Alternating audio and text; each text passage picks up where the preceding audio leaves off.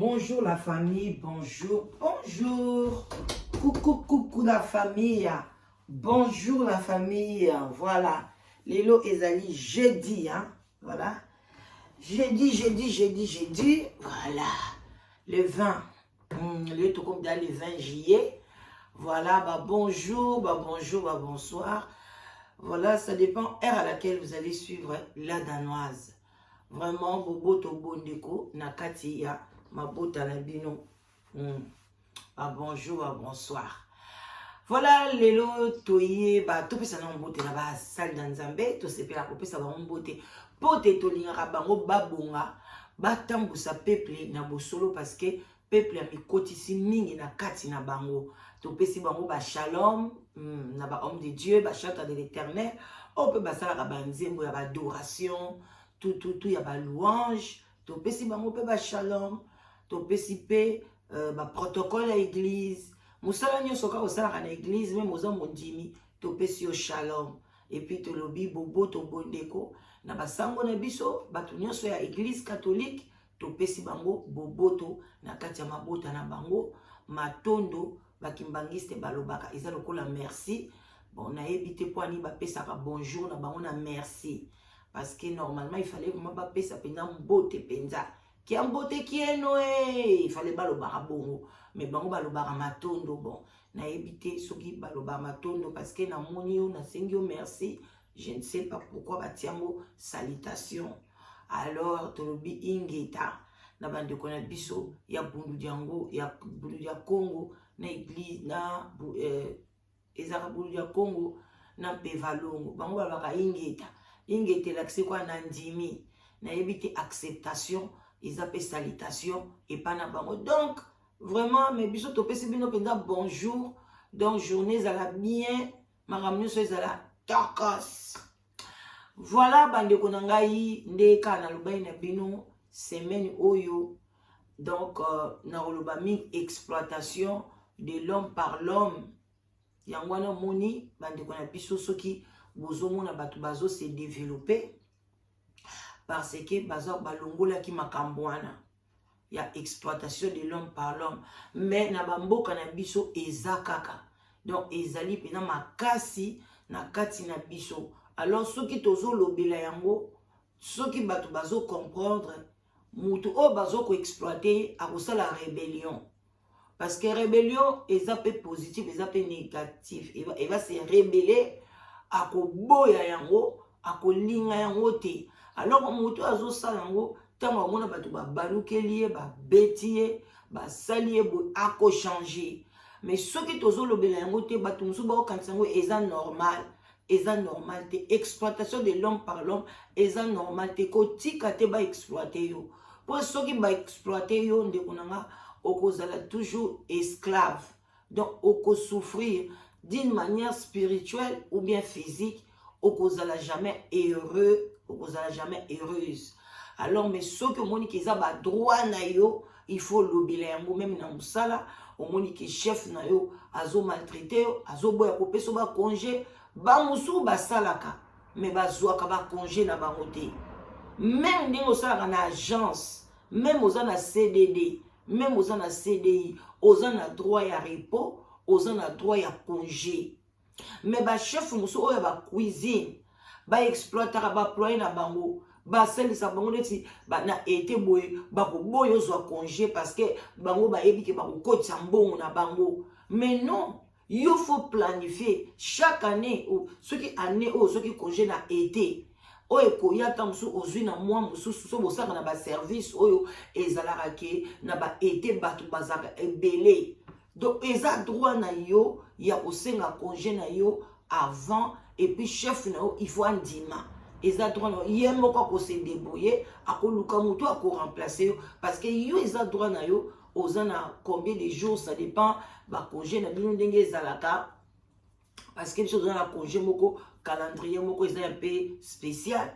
Il y a binos kondenge zaraso bozana 20 combien ceux qui 26 jours en année ceux qui combien okoye bandeni okokabola yango ceux qui okozwa 21 jours na yo ikanga malem susu ozokeni congé moko mulai bi ozwi 2 semaines ba wana muso okaboli 3 jours côté 2 jours ezali droit na yo mais omona Congolais azobanga. Et bolongolanga na musala, chef nanga boy. Vaut mieux que tu balongolo na musala, mais on la qui sa mutuana que osa esclave te. Parce que à ceux qui balongoli yo na cause moko eza noble, yaya okozamba kupambola okozwa musala esika mosusu. Mais ceux qui ozotika la esclave, oko souffrir, okozala bien te, place siko physique na yo ekobanda kubota ba maladie ebele. Bandeko physique oyo, ceux qui spirituellement au traité makambo na yo bien te, ba souci na yo, ba émotion na yo, ba nini na yo, ozwi nango solution te, yebaka physique na yo ekozala affecté. Tango physique ni kokoma affecté, ali souci sou ya physique sou ebakisami na likolo ya makambo oyo zaki nango souci. Ozomona parce que kanini ozondima mutu moko boy akomisa esclave, mutu moko boy a maltraité yo na vie na yo moko, yo mutu za adulte. Boni kutu bana ya mike. Ya mike au moins bana mike kutu déjà ozomona que même oboti bana, même ozomona bana mike, azo wele l'intérêt na ye. Azako do olubide binake kende boy simba emoto ako simba te sala boy même otiena likola mesa olubine sauter mwana osote te azotala nanu mesango hotel wana eske do me mwana ya 2 ans ya 3 ans ya 4 ans mais boni yo tata mukolo boy bazo manipuler yo bande konangai dans la vie parfois vaut mieux souffrir kotika mutu moko boy akomisa esclave abanda ko exploiter yo yesu ko yanginda na ye mais yo zo kaka mwe loko mwa miette ndeko na ko sala mote lelo na ina lobela bandeko na biso ya France ndenge ba exploiter ka bandeko na bango kuna na France ezali mpasi na mawa bandeko ndeko na yo moko ya congolais kwa ndeko na yo Congo eza lokola tata lokola mama. Toye na mboka musika, il faut tozala bien, tozala ensemble, to travailler, balobi l'union fait la force. Bande ko na biso belé ya monde arabe malgré basaka pe na ba conflit na bango, mais bango basaka na objectif wana l'union fait la force. Bango exploitation de l'homme par l'homme ezali rare. Et ça na makamingi na ba foyer na ba couple na bango mona mobali azo exploiter moi si na mais na ba milliers misala et ça na makara bango vraiment donc moto asali ezala dans les noirs ezala dans quoi akofuta yo mbongo na yo ndenge boyo kanaki côté na bazala na sécurité yango monaka malgré bazana bango pe en Afrique mais bazali mieux que Afrique noire parce que baseti kaka ba se laisser faire te bande konanga mais biso to miti kaka trop nazolo parce que yo na côté ya na France na tangwa kala il y a 10 ans passés banini en tout cas beaucoup de Congolais bazo ki basela ki ba société na bango ya nettoyage ya sécurité donc et ya ki pena na plaire ba to bele basali ba société. Mais tant que c'est la société, d'abord, on ko engager pe bandi ko ba congolais, ba msu bazaki na ba contrat. Mais ce ko ba o bazaki na mikanda te, ba msu ba oya bazana mukanda te, amsa osana mukanda mutu. Loko azana e congolais ko yebisa eke o eza doki andiko nanga ou bien oyo nga za mukanda te pesa nga musala bia. Loko za musala te, bon yo sala dans les noirs na ba do futa yo tu as le quoi 10 euros, ce qui 5 euros, ce qui combien par heure. Bande konanga. Bamsou bando ça na bâtiment. Donc ba congolais, ba komaki quand même moi ba PDG na bango ba période joie na été sorti siko mais ebele na bango bamsou ba kanga bango bamsou sou ba tika parce que congolais place azali azo maîtriser ko futa taxe ya l'état te. Azo maîtriser alingi mlongo nyonso asala mokaka na mayuya na moyibi donc yango no monaka tozo kende liboso te donc bisope tolingi kaka to exploiter lisusu l'état français donc na makila na biso il faut ka to exploiter mutu moko boye donc oye au lieu futa taxe yo normal, au sali société na yo, tout et tout, intérêt yo kozwa soko kozwa 1000 € par mois, 2000, 4000, 10 000. C'est ça que toi tu vois, petit à petit, société et quoi monene. Mais au moment alingi azo kotisa, ba chiffre lokuta na l'état, azako boye, donc toujours lokuta na lokuta. On dit toujours exploiter quelque part alors qu'il faut arrêter. Ils ont ma bémacasse. Bande konanga. Alors bande kona biso na tango baya kawana ba congolais bazoya bande ko kaka ya biso mo bazina ba société wana il y a même kaka C4 a passé awa ngana zo ba kawane belé kana makamuna sala ka ba libala ko balisa ba congolais bande ko wana ba sans papier ba obenga oboye pona ba futa mais bazo ko rater. Pona nini alobi mama na osala pa moto banda na kendeki kuna nazo senge mbongo nanga azo yamba liso téléphone te ndeko moto asali liyo musala déménagement azo asali la yo sasoki chef ba demi ya ko déménager bato kilo ande mwana moto azo mema bambetu ba nini azo nyo kwama mena suka sanza ozo lingo fute mbongo nete soko lingo fute bani ko fute ndambu ndambu. Ce que vous avez dans 1000 nae, 1000 € nae, le lot est 250, allez, lobby kuno est 300. Donc, moyen moutou a s'organiser exacté. Bandiko soko sala makamande wana, il faut tika yango. Eza mala mouté. Ce n'est pas bien qu'on exploite ndeko na yo. Et puis tant ozo sala ngo, ozo mona que toi-même tu n'es même pas béni, musala no peso kinde liboso te. Mais quand on sait l'effort, parce que mouto ozonyo kola azali temple de Dieu. Azali mwana na nzambe. Azali mouto nzamba lobike na kelibino na lolenge ndenge nga nazali. Alors suko yozonyo kola mouto wana. Pono pesa yembongo na ye ezali ko ozonyo kola makila na ye. Ozo tourmonter bo moyi na ye. Bande ko komona ba ko futa ye te.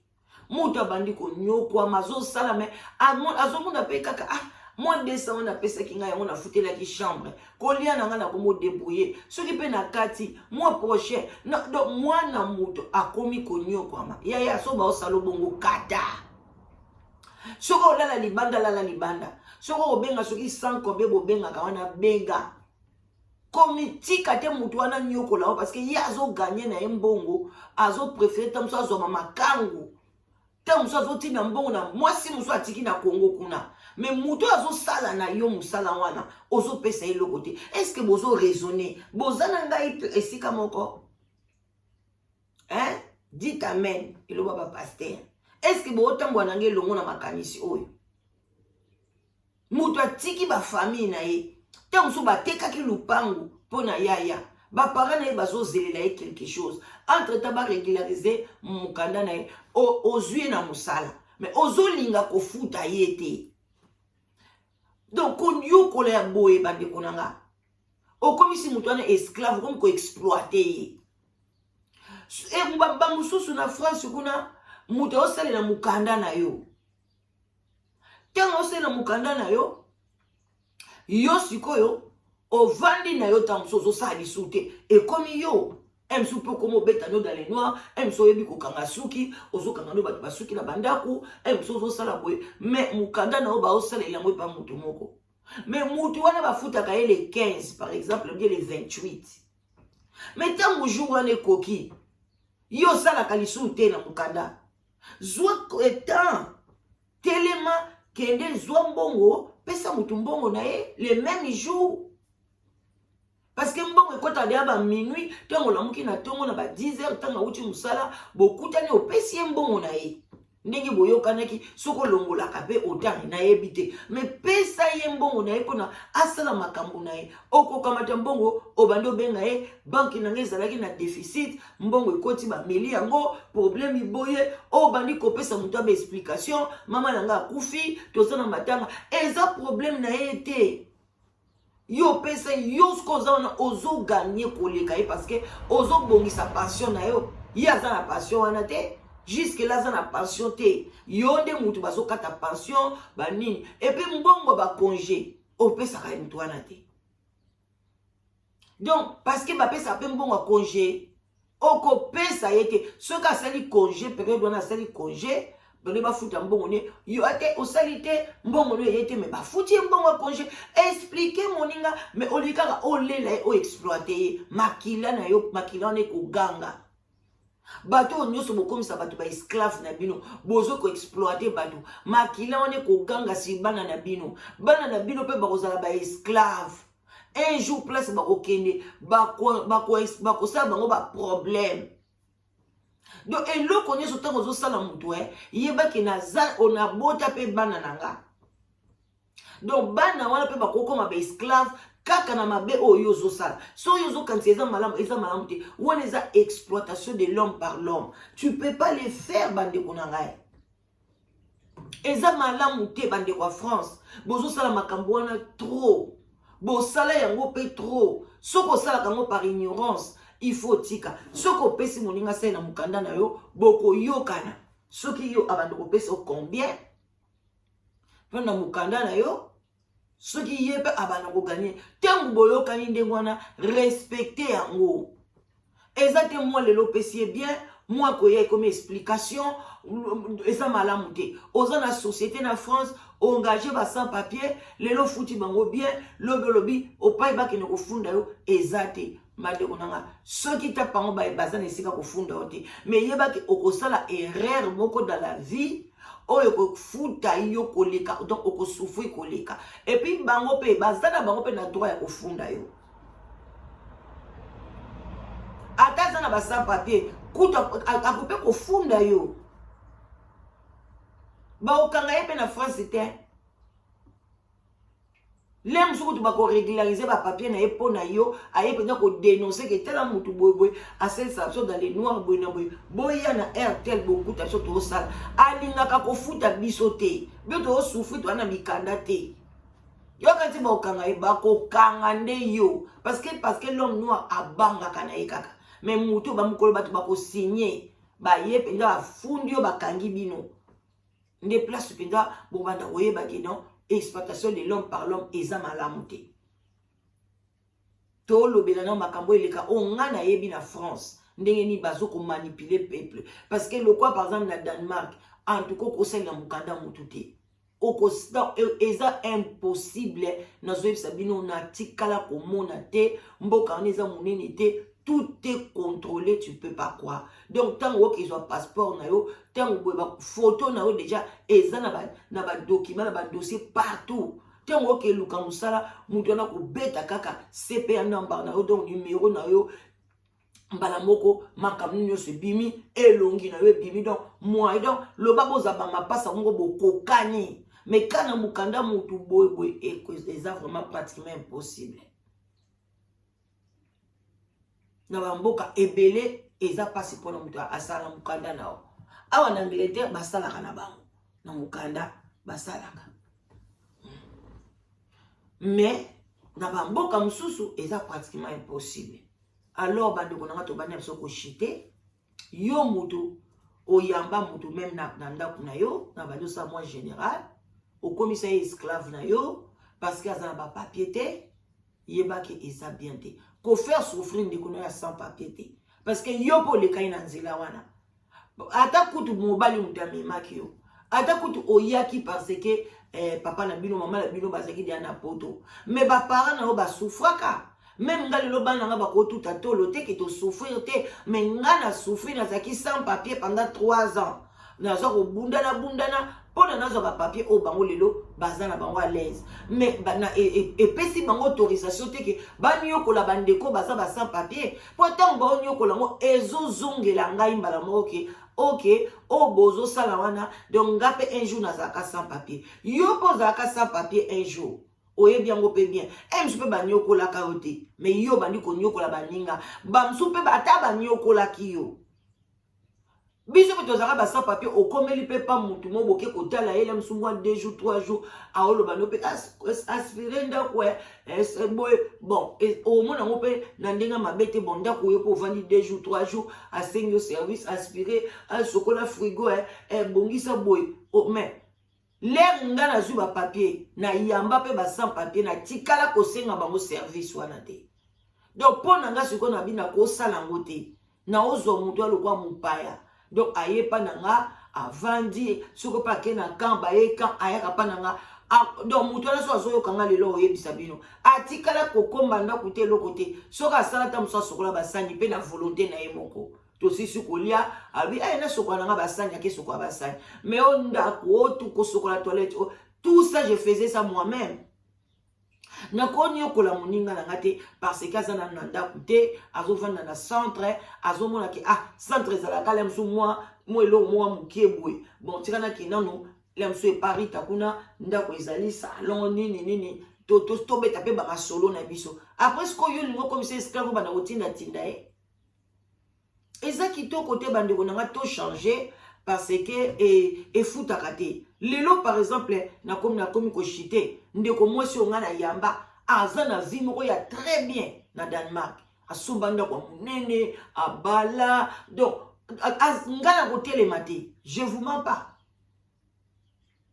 mais siko soko nyokolaki ye omoteke esala osoni esopa yo ntango bando omone sikoyo ndenge nzambe apambola ye ndenge wana omoteke yo moko otikala mpe na soni yango wana bandeko na ngai soki tolingi tozala bien mboka na biso tozala uni tozala na évolution tokende bien totika koexploite baninga soki baye na kati ya poto nde sujet na nga lelo eza kitoko te yamba moninga lakisa ye ndenge nini akosala mpona azwa séjour na ye lakisa ye ndenge nini akoki kosan sortir soki oza na mosala pesa ye mosala mpe futa ye mbongo na ye soki azosalela mpe mokanda na yo boyokana bien le mokolo bafutaka sala nyonso toujours wana yo mpo ozalaka libre ata na 20 heures ata na heure nini pesa ye mbongo na ye parce que asaleli yango mpe baprogramme na ye mais yo komona une semaine ofutaka ye te 2 semaines ekuta baluka kende o naza na tante mais ospesi mokanda yo ozosala te